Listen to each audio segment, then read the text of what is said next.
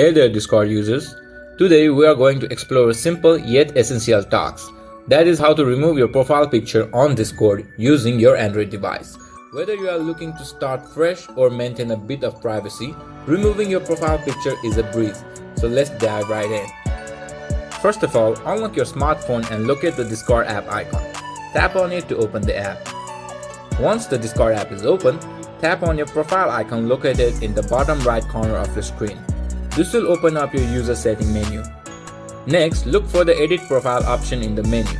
Tap on it to edit your profile setting. Now you'll see various options to edit your profile.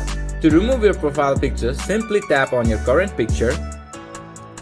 Scroll a little bit down and you will see remove avatar. Just tap on it and poof, just like that, your profile picture is gone. You are now rocking the default avatar. Next, just tap on save to confirm it. And your profile picture is completely gone. Removing your profile picture on Discord using your Android device is quick and easy, giving you a clean slate or a bit of privacy if you prefer.